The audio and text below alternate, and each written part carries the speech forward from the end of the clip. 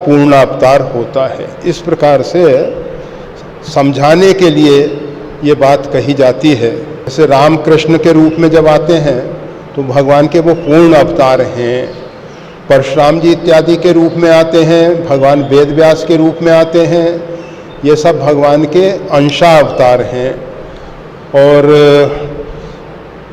जो महापुरुष साधना करके प्रत्येक व्यक्ति मतलब मानव जो है 5 चेतना लेके भगवान की तरफ से आया है, अब उस चेतना को विकसित करना है। चेतना को विकसित करने का मतलब ये है कि जो चेतन के ऊपर मल विक्षेप आवरण आ गए हैं उनको हटाना है। जैसे भूमि के अंदर जल है, उसके ऊपर मिट्टी पत्थर भरा हुआ है।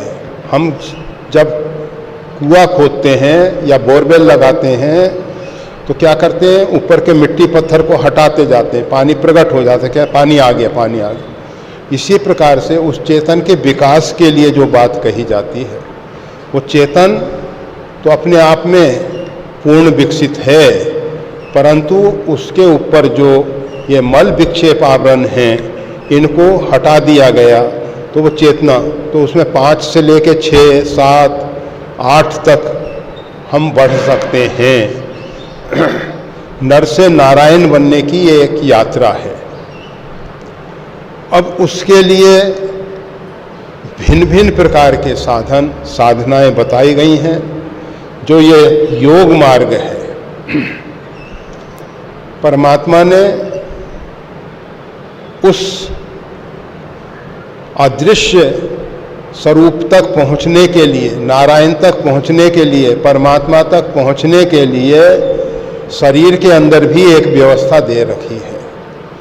आपके हमारे सबके शरीर के अंदर वो चिति शक्ति, कुंडलिनी शक्ति मूलाधार में सुषुप्त अवस्था में सो रही है। और वो जो चिति शक्ति है, साधनों के उसको, वो जो सुषुप्त शक्ति है, चिति शक्ति है, कुंडलिनी शक्ति है, उसको जागृत किया जा सकता है। उसको सुषुम्ना के मार्ग से आगे बढ़ना होता है। अगर ये मार्ग अपने आप में बना हुआ है, एक्सप्रेस वे है, बिल्कुल अच्छा ढंग से बना हुआ है, हम अपनी गाड़ी को अधिक से अधिक गति में ले जा सकते हैं।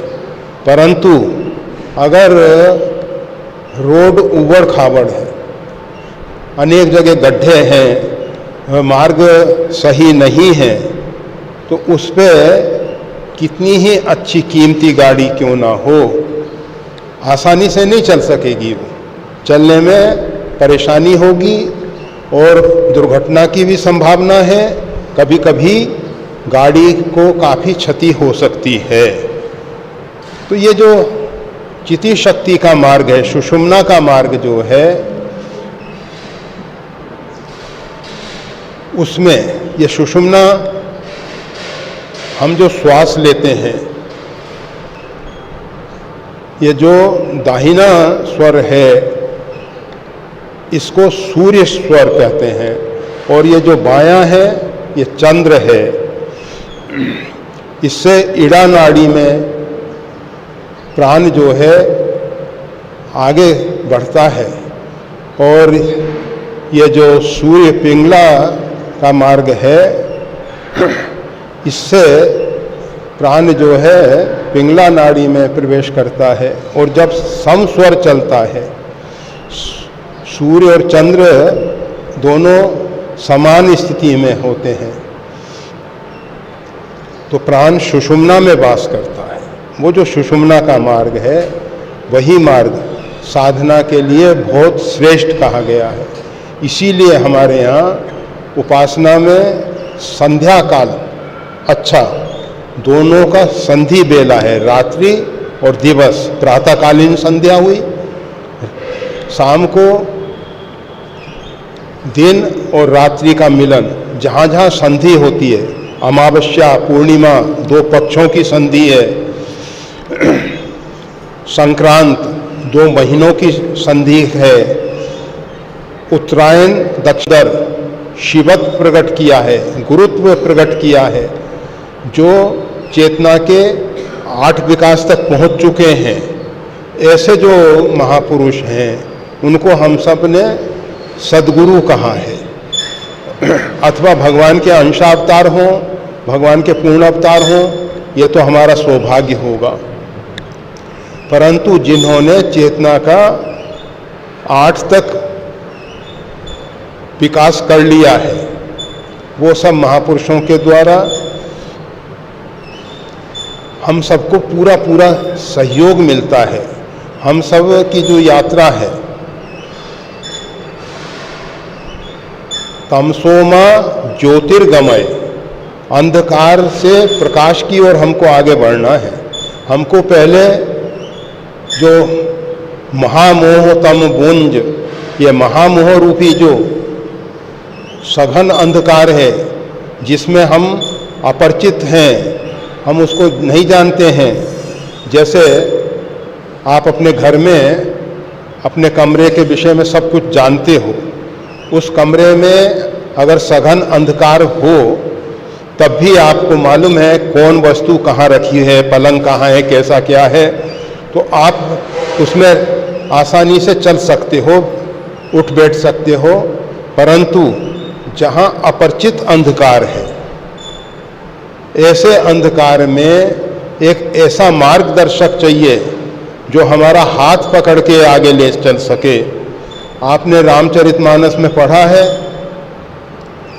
जब वानर सेना की एक टुकड़ी दक्षिण दिशा की ओर सीता शोध के लिए जा रही थी, तो रास्ते में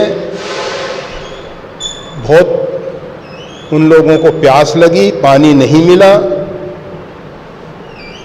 तो हनुमान जी महाराज ने एक ऊंचे स्थान पर चढ़ के देखा कि एक गुफा दिखाई दे रही है, एक विवर दिखाई दे रहा है। उसमें से पक्षी जो हैं निकल रहे हैं, जिनके पंख गीले दिखाई दे रहे हैं, और जल में रहने वाले पक्षी भी उसमें से उड़ते हुए दिखाई दे रहे हैं।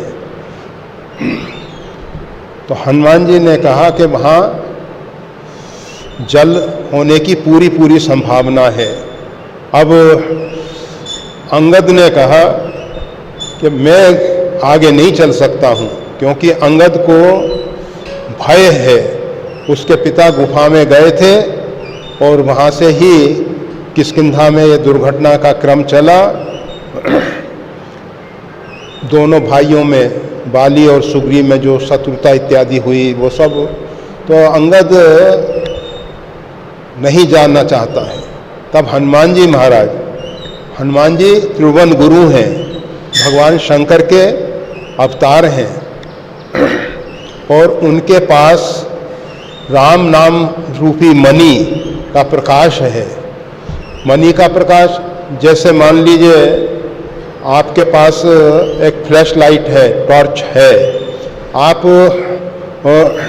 उसको लेके जा रहे हो, परंतु उसकी बैटरी धोखा दे दे, बल्ब धोखा दे दे, कोई भरोसा नहीं है। और दीप इत्यादि को लेके जाना बड़ा कठिन होता है, पवन के झंझावात उसको बुझा सकते हैं, अनेक अनेक समस्याएं।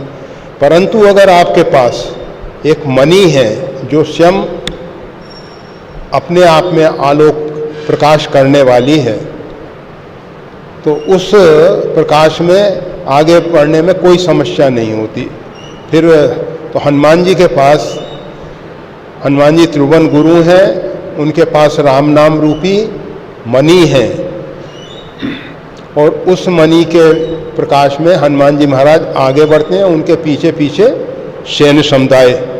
वो घटना तो काफ़ी बड़ी है, उसका हम केवल अंश मात्र में स्पर्श करते हुए, तो ये जो गुरु की आवश्यकता है, गुरु के पास श्री गुरु पद नख मनगन ज्योति सुमरत दिव्य दृष्टि है होती। श्री गुरुदेव के चरण कमल की जो ज्योत है, वैसे वो प्रकाश जो है, वो आलोक जो है, केवल नख से ही नहीं निकलता, वो पूरे उनके शरीर से प्रकट होता है।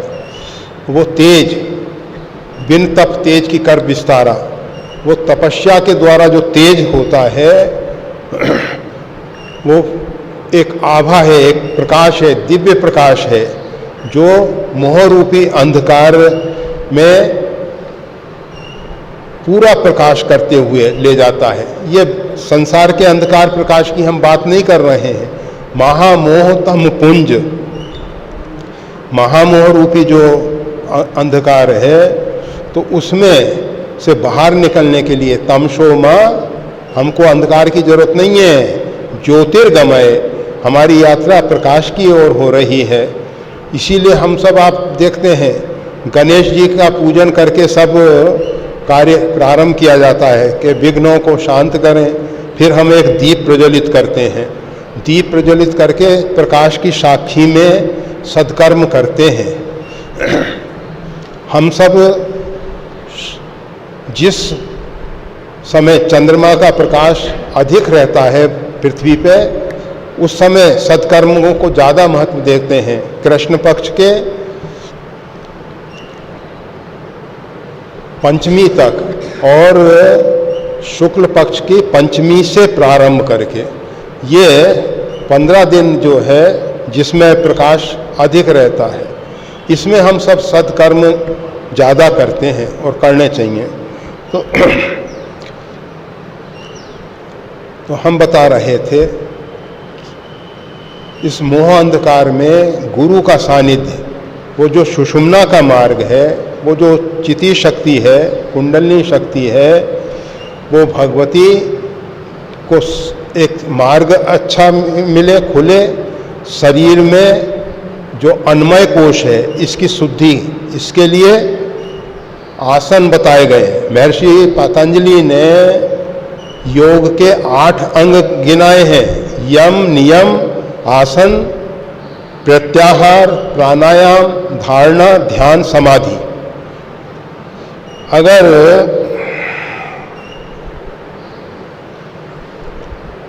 हम यम नियम का पालन नहीं करते, हमारा मन साफ नहीं है, मन निर्मल नहीं है, बुद्धि निर्मल नहीं है, और हठपूर्वक हम साधना में आगे बढ़ने की कोशिश करते हैं, विपरीत परिणाम आते हैं। वशिष्ठ जी महाराज ने